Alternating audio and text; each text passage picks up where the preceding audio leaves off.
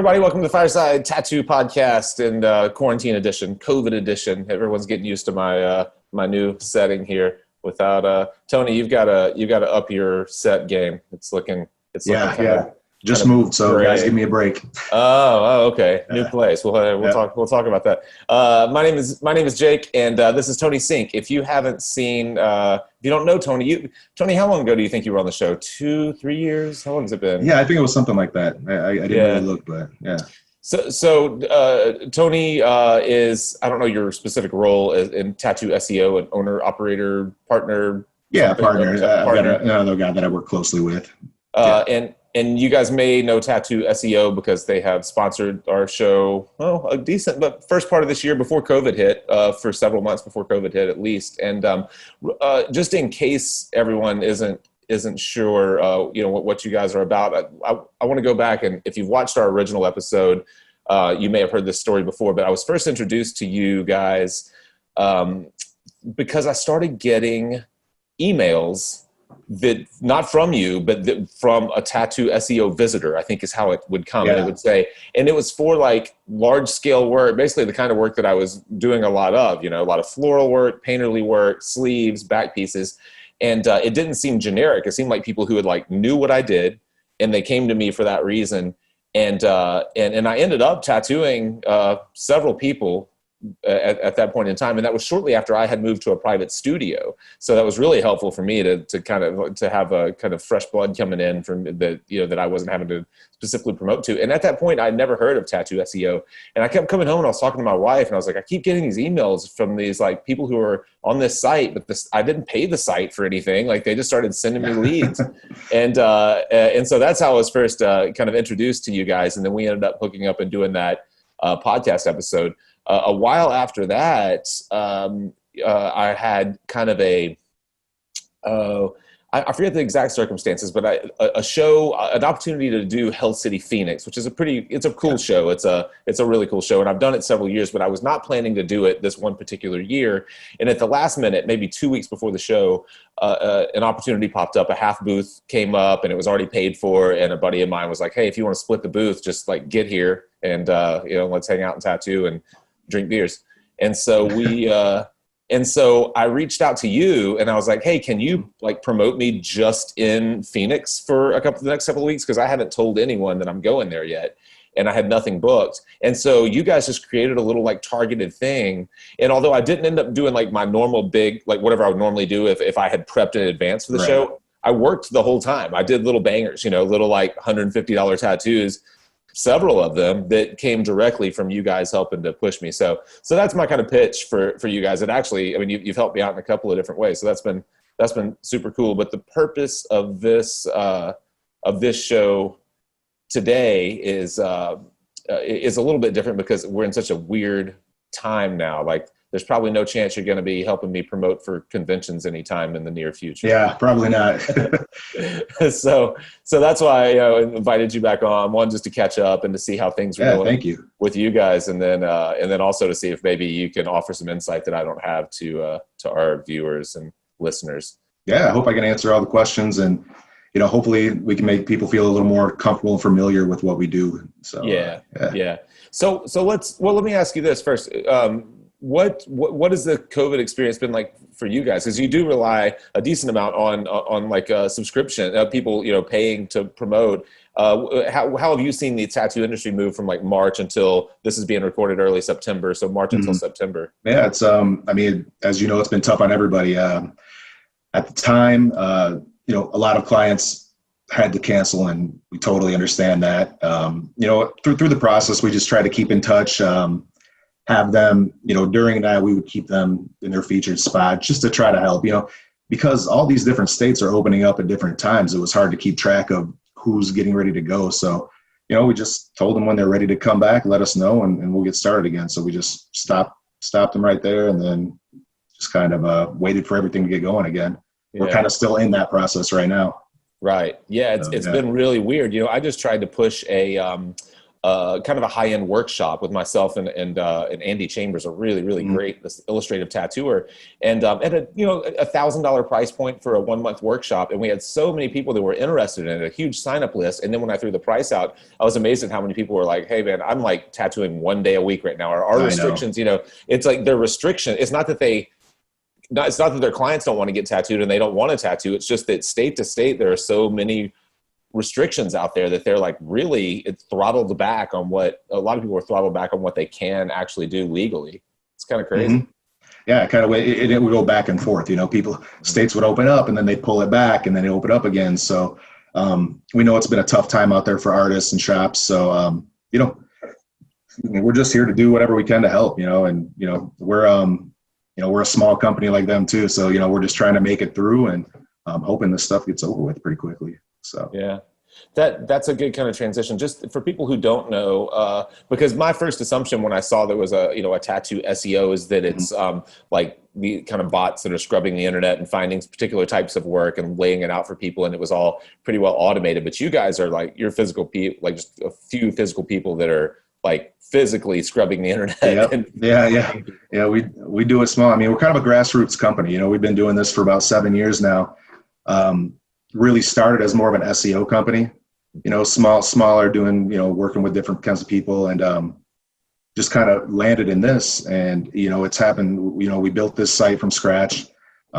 People recommended artists to put on the site, recommended shops, we found some to put on there, and just kind of over time and just doing what we do, just started really getting the momentum, and organic traffic started rolling in. And then for 7 straight years, we've been just adding content, and just creating more content. So just so Google will love us, you know what I mean? And then we can help everyone else that way.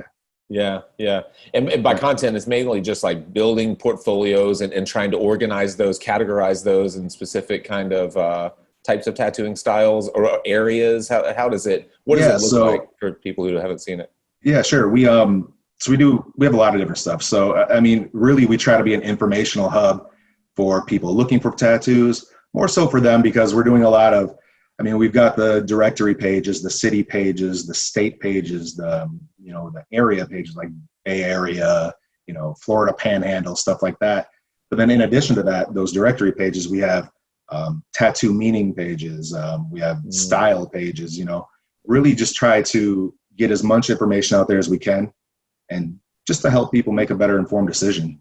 Yeah. That stuff is so helpful, especially some of that, like understanding, meanings in tattooing, different styles and what they actually mean. A lot of people throw styles around, and I know so many, a lot of my clients are like, what is the difference between a neo, or what is neo-trad, or what is, what is new school? What's the difference in new school and neo-trad? And it's like, oh yeah, if you're not looking at that stuff all the time, it's kind of hard to decipher. And it's really not even that easy to explain unless you have some visual examples to explain a lot of that stuff. Yeah, exactly. We get a lot of people that drop in on the site, and they might go there for one thing to look, and then they might end up using our search function to find an artist in their area. So it's really cool. I mean, they might start somewhere and just get to reading, and kind of maybe they start on one tattoo and go to another while they're on there. So that's what we're hoping for. They can find whatever they need on the site. Yeah. So tell me this, we're in a world now where most of tattooing, it seems like, is social media based. Like we live on Instagram, and as much as tattooers complain about being on Instagram, they're still on it. And it's where so many of our clients come from. Things like Facebook ads, Instagram ads, or promoted posts. We've gotten to where they're so easy to like click on and put $5 behind the post to target a specific, type of person or a demographic, or someone in a specific area. What's the difference between that and SEO? For people who don't know SEO, it's search engine optimization. So it's more Google driven than Instagram driven, right? Or social media sites. Yeah. Can for people that don't understand it, can you explain any of that? Sure. So essentially stuff like Facebook and paid ads and commercials, everything like that, they kind of call that interruption advertising. You may not necessarily be looking for that, but it's going to pop up in your face.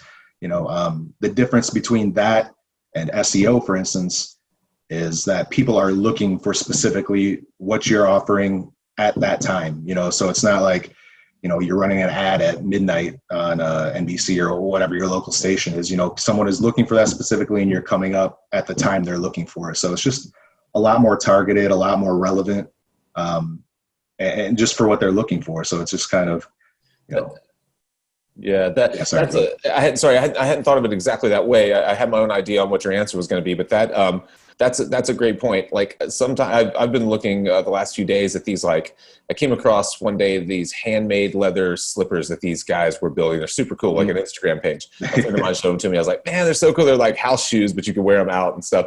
And I'm like looking at them that day, and then I kind of forgot about it. They're like $150 house shoes, so I'm probably not going to buy any. But I was just looking at them. So now they're popping up like crazy. Those people are spending money for me to see it right now when I'm really not interested in house shoes right now. Now it's my work day or whatever. Right.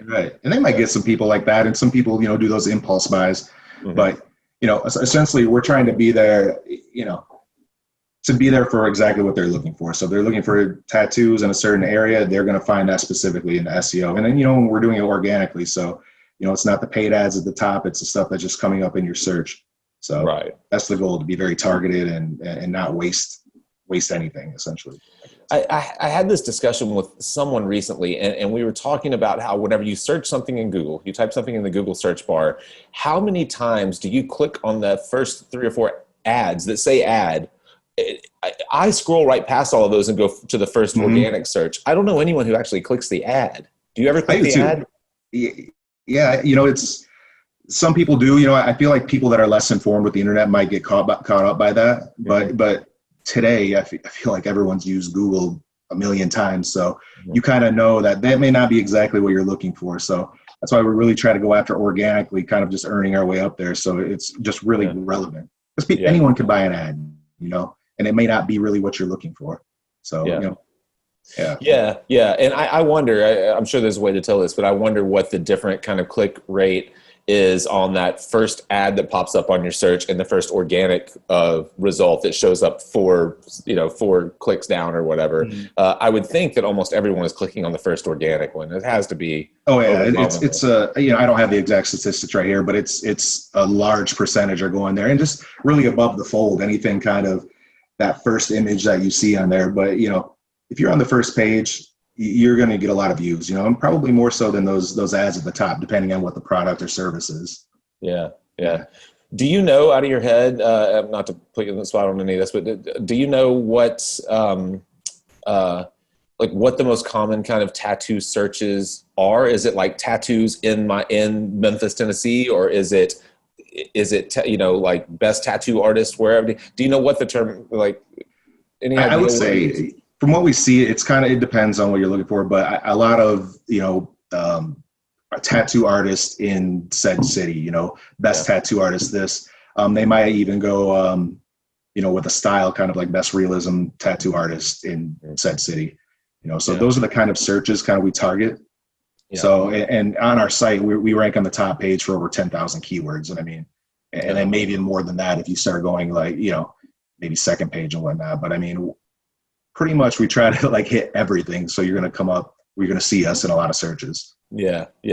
And you guys are doing that just through like research, optimizing our pages, and having a really good content. That's our goal. We don't just want to like put that quick stuff out there and just to get pages up there. We're doing research, and we're having qualified writers write for us as well as us. And so the goal is Google likes content. Google likes content where people are staying on and reading it. And so if you're just putting up quick content that's not going to get anyone's attention, they're going to notice, and then you're not going to get the results you're hoping for. Mm-hmm. Yeah.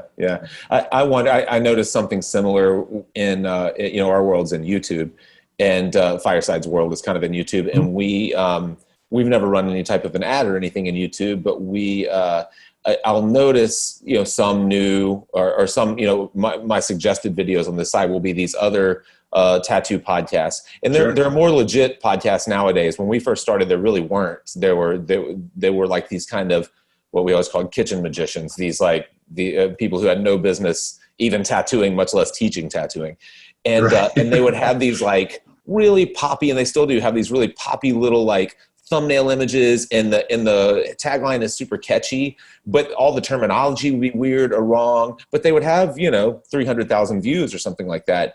And I've wondered over the years, because we've never played that game all that much, where we try to catch them with like all the snappy, like poppy, thumbnails and all that kind of thing. We try to just be genuine. Sure. So a lot of times our videos don't, there are a lot of what I consider subpar tattoo channels that have videos that have far more views than our videos. But I wonder how many of those people are serious tattooers, how many of them actually stick with that channel, interact, ask questions. I've made friends with so many of the Fireside kind of family, Fireside followers at this point, because when they did get to us, they kind of stuck it out with us, and they come seek me out at conventions because they're actually tattooers and they're actually at these shows and they're really trying to learn stuff and create a community. And, so to back to your earlier point, the difference in trying to grab people with either ads or something flashy and not too genuine. I wonder if that really pays off very well in the long run. Yeah, I mean, that's a good question. I feel like, kind of like what you were saying, the cream rises to the top. Over time, the people that are doing it the right way, creating good content, having good customer service, they're the ones that are gonna last. I feel like there's stuff out there, some get rich quick type of stuff, get the visits really quickly. But again, in the algorithms, they notice everything. Google notices, YouTube notices, how long are you staying on a channel, how many times are you coming back. So, yeah. In our opinion, we've never had the idea of just trying to do it quickly. It's kind of why it's been a slow grind for us. Just over time, we built this thing up, but we want to make sure we're doing it the right way. And we want to make sure, we're around for a while.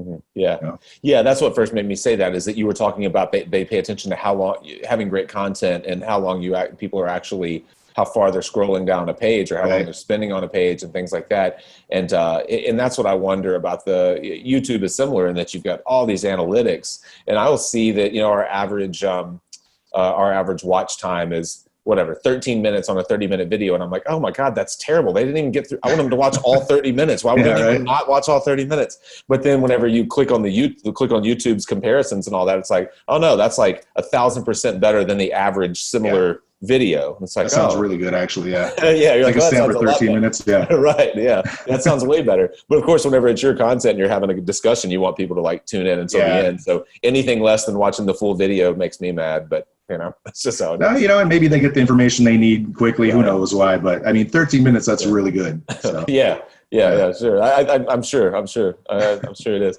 What, so let's jump back into some of this COVID stuff. And so we have tattooers who are just kind of getting back to work. They're back to work kind of part-time. I'm thinking about my experience, and I'm lucky in that I have big projects going. So, everyone that I had to stop tattooing in March, whenever we started tattooing back a few months ago, I just kind of picked back up with those people. We reached out to the same people and said, hey, do you want to get those appointments back on the books? And so we just kind of kept rolling.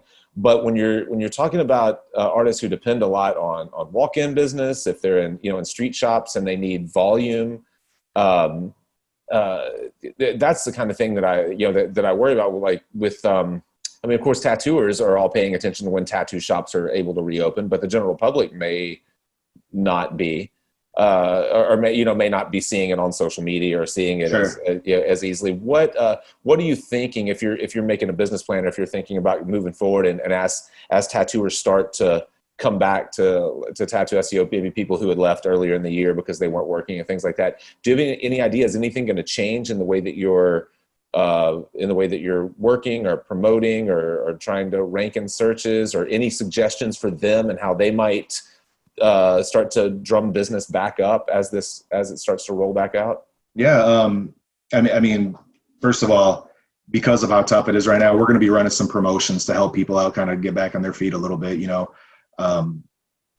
but believe it or not, throughout this whole time, people are still reaching out, asking for recommendations on tattoo artists. So, throughout this whole process, we've been getting them. So it's like, I don't even know if people are aware of what shops have closed down or whatnot. So, I'd say if they're getting ready to get going again, just start slow. We know the not as many people are probably coming in, but our services are a great way to get going. We have a lot of people looking for recommendations. Like I said, throughout this whole process they have.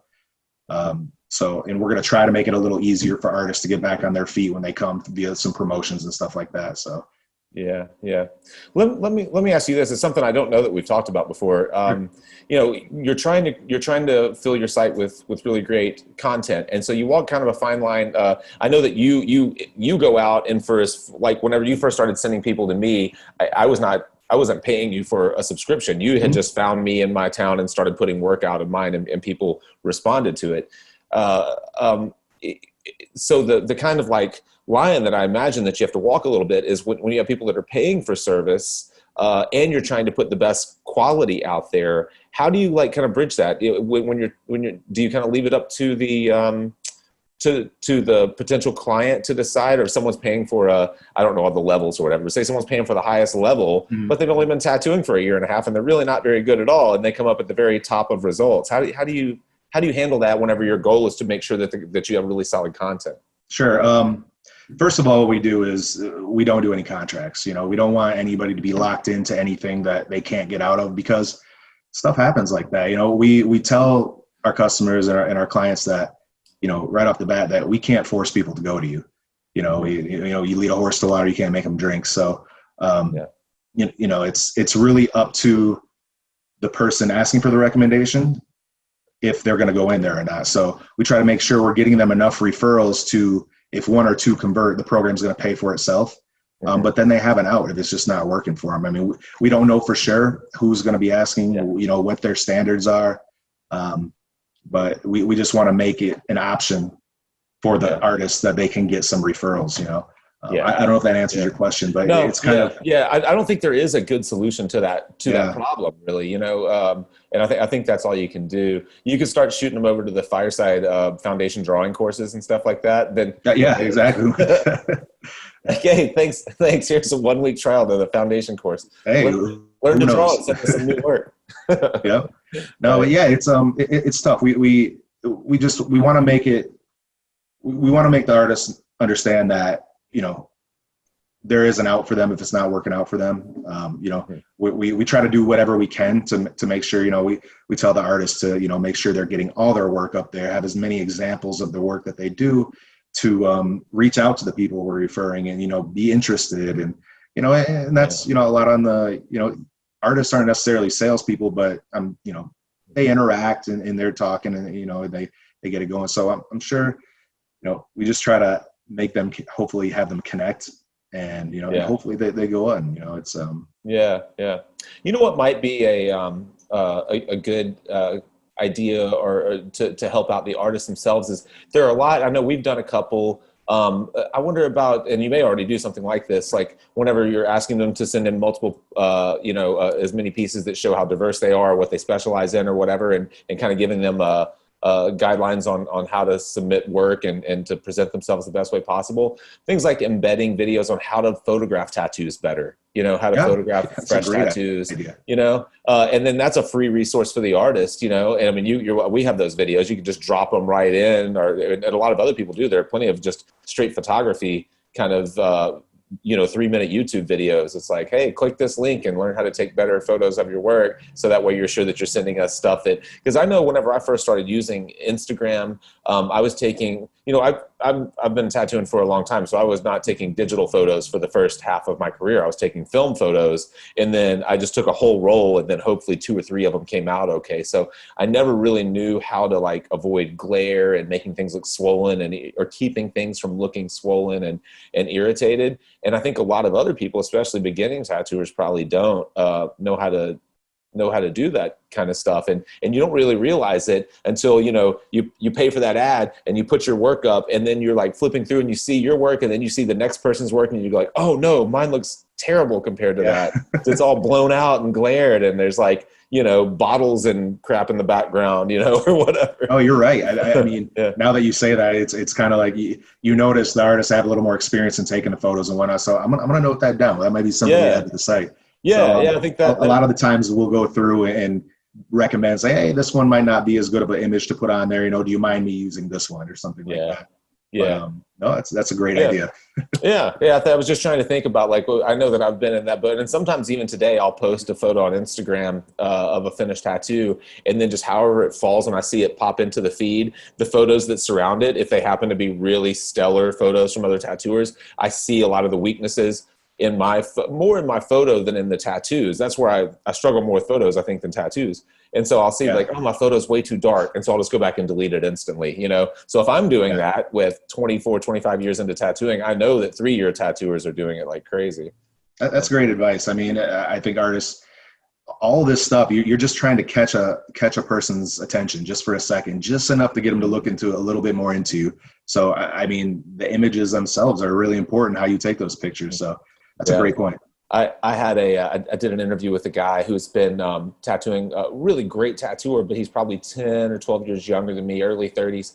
And he made this comment that we were talking about building compositions, and he said, I'm just always thinking about making sure that my tattoos look good in that little 2x2 square, Mm-hmm. because that's where the attention comes from. And I thought it like blew my mind. It was a light bulb moment for me, because I thought like, and I've never considered, I think about how my tattoos look in real life. I think about how they look when the person's walking down the street and how they might Yeah. look in 10 years, but it never occurs to me what they look like in a 2x2 square. But it's kind of something you have to think about. Like you're saying that, you only have a second to make an impression on that person. Yeah. I mean, we're trying to get pictures that just pop a little bit. So Mm-hmm. yeah, these are all things you have to take into consideration. It's funny because, back in the day, it's people walk around and the advertisement was just them seeing a tattoo on your arm. And now it's like you're getting your work out to so many new people. So to have a good picture and to do it like that, it's really important. Yeah, yeah. I've to change subjects just a little bit. I don't know how long we've gone. I'm sure we're probably getting close to a I full don't know. podcast episode. But to change directions just a little bit, we've had this discussion before, but you didn't come from a tattooing background kind of at all. You were an SEO kind of guy. What drew you to tattoo kind of promotion and marketing to begin with? Are you still not tattooed at all? I've got a couple tattoos. I've got a few, but nothing like you or anything. But Right. I think for us, it was just looking for industries to get into, knowing that the tattoo industry is, there's a younger crowd. It's people that kind of understand the value of SEO more, and there's just a lot of content out there. I think it kind of started as, let's see how this works, and then it just really started going. And so, we've really grown to enjoy this industry and the people we work with, and it's just a beautiful thing in general, seeing all the different artwork and the styles. So, we got lucky, we landed in an industry that's a lot of fun, a lot of cool people in it, a lot of cool work. So yeah, that's kind of how we started into it. Yeah. Yeah. Someone, I forget, some marketing guru or something I heard say once that, that the internet doesn't necessarily need more content every day, but it does need services who can really, what's the term that I'm looking for? Like curate the best content. Mm-hmm. Like that's, if there's anything that's missing, it's consistent kind of curation. And they use the, I know exactly who it was. It was someone I was doing a talk with at an event, a guy named Evan Pagan. And he was looking at some of what we had done with Fireside. And he was like, you have to think of yourself. I was making the comment, I think that, that sometimes I feel like a fraud because I interview a lot of tattooers that are world class, Mm-hmm. and I offer a lot of advice. And a lot of times I feel like a fraud because I'm like, I'm not really as good as a lot of times it sounds like I am. Like I've been tattooing Right. a long time. I put in a lot of work, but I'm not at the level of a lot of these guys. And he was saying that, he's like, what you have, he's like, no one watched Oprah every day because she was an expert on everything. They watched Oprah because they trusted her to bring experts on everything. And he's like, and that's kind of that's what he meant by the kind of curation of great content, I think. Yeah, that's a great point. I mean, we've never claimed to be, experts in the field of tattooing, but what we're good at is driving traffic to websites, getting people seen. So yeah, I mean, it's funny because, sometimes, we question ourselves too, like, oh, we're not, people that get tatted up and, and going into shops and whatnot, but, what we do kind of fits with this industry, and, we've really grown to love it, and, we've had a lot of success and some happy clients, so, we're hoping to keep it going. Yeah. Do you think that you're a lot better at recognizing, like, do you think you have a keener eye for really great work as opposed to mediocre work? Like a lot of people can tell jailhouse tattoos from Yeah. tattoos that were done in a shop, but do you feel like that over the years of curating this stuff that you're really starting to understand what like the best artists look like in realism or the best in whatever? Uh, Absolutely. I mean, just every day I'm looking at this stuff. So it's like just yeah. over time, it's funny because yeah, we talk about that all the time. Just how now we can recognize, the difference of when we started this business and then to where we are now. It's like, yeah, I definitely feel like we have a better eye for it. Yeah, yeah. We the two guys, and we've podcasted twice now, Yeah. but they've both been on Zoom. But if we podcast in real life sometime, the two guys that helped me, Sean and Scott, they were not in the tattoo industry at all. They were film guys that I just happened to know, and I had this idea to start a Mhm. podcast, and they were the two guys I knew that had cameras and knew how to turn them on. So I pulled them in, and they were so like self-conscious for years. They didn't like to talk because people Yeah. assumed they're at tattoo shows and they're behind the booth, and everyone assumed they were tattooers early on, and so they would shy away. And then it finally came to a point where I was like, you guys are really a lot more educated on tattooing than most any 5 or less year tattooer that you're ever going to meet, because you've listened in and edited every single episode with the best artists. Like we've interviewed all the best artists in the world at this point, and you've been or not all the best artists, but a ton Sure. of really Sure. great artists, Yeah. and you've edited and listened in on all those. Like you definitely know more about tattooing than the vast majority of tattooers who just like sit in their Yeah. shop and work all day. Yeah. The insecurities of not being tattooed up makes us have to work that much harder to feel like part of Right. it. Yeah, yeah, absolutely. Well, what have we missed? I don't know where we are on time. I'm sure we're getting close to our podcast. Have I missed anything that you wanted to kind of touch on as I far mean, as? just in terms of kind of what we offer and stuff. I mean, if you guys have any questions, you can contact us at SEOtattoo@gmail. I'll answer any of your questions. I'm most likely going to see most of these emails. You can go to our site, check out the work, check out the programs we offer. But yeah, I think we pretty much nailed it all. If they want to go check it out, they can ask us or go look for themselves. Yeah, and I can, if for everyone, I'm sure most of you guys who are watching this watch us, week in and week out. And I'm not typically one to do, like infomercials or anything like that. So the reason that I've asked you on twice is because I appreciate what you guys do, and I think, and every time that I do know that you're telling the truth when you say that, like you're going to be the one responding, because anytime that I've Yeah. had any questions or anything, I hear straight back, from you specifically, and. And I like the idea, when we first got into this, and there still is this big mindset of this buy tattooers for tattooers. Like people want to buy tattoo Yeah. machines built by tattooers. They want to buy inks that are made by tattooers. And I get that, I get that this is a community, but I've really often tried to stress the point that, like, just because you can draw pictures or run a tattoo machine doesn't make you a chemist, a search engine optimizer, any number of things that Yeah. we need to make this Yeah. industry actually work. I've always said, like, the one person I don't want running my tattoo shop is probably a tattooer. I would like, because you need to be Yeah. focused on technically on the technician side. We'll have of our it, lane. right? Yeah. Yeah, and Yeah. so that's why I like having you on, and people who are not directly from the tattoo industry but do provide some value. Oh yeah. To the And industry. I appreciate the time that you give me because, this is one of our first ways that I've ever really gotten out to the public this way, through you. And I think one thing I want to mention, and you kind of glazed over it at the beginning, is just how we can work with artists, whether you're in your shop in your city or you're traveling. I mean, it's anywhere you're going and need work. I mean, we can have a program for you. Yeah, So, that's huge. just want to make sure people understand that it's not just, if you have a program with us in your city and you're going to be traveling, we can move you to those cities. We're going to make sure your exposure is out there no matter where you're at. That's huge. I can attest to that. That's exactly that's the point I was trying to make with the Hell City thing when we first started this this talk is that was effective, and there's nothing worse, especially if you're just starting to go and tattoo at conventions. You're already really nervous, you're not used to tattooing around hundreds of other artists and people looking over your shoulder, but it's even worse if you're just sitting there drawing, twiddling your thumbs, and everyone else is tattooing. You want to be tattooing. And so that's if nothing else, like if you don't feel like you need the any help in your own town or your social media marketing or your shop manager is doing your promotions, whatever, that if nothing else, that if you're wanting to do guest spots or tattoo at shows, you guys kill it on that. Yeah, thank you. That worked, yeah, I mean, we worked great. Try to do our best, to make sure everyone's seen no matter where they're at. So that's the goal. Yeah, cool, man. Well, I guess we've said it all. Hopefully one day we can do this in person. But one day, and I'll probably end up getting a tattoo or something. Right. So we'll see what happens. So right. Appreciate us having us on. Yeah, man. Thanks a lot. We'll have all the tattoo, Tony's info and all the tattoo SEO stuff that you need to know. All the links will be in the show notes down here below. And everybody, reach out to them if you, especially if you're just starting to get back into the chair and starting to tattoo again and feel like you need a little bump.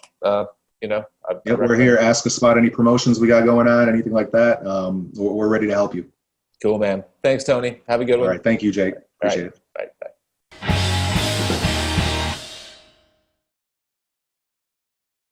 Hey, thanks again for watching. Please be sure to like and comment and subscribe to our channel so you can stay up to date with all of the things that we are doing. If you would like to buy us a drink, please support us on Patreon. There's a button somewhere around here that allows you to do that. You can also visit our website and subscribe to our newsletter so you know where we're headed and what we're doing. And while you're there, please check out our merchandise page. Buy yourself a fancy new Fireside t-shirt. Thank you for supporting the Fireside Tattoo Network, and we'll see you on the next episode.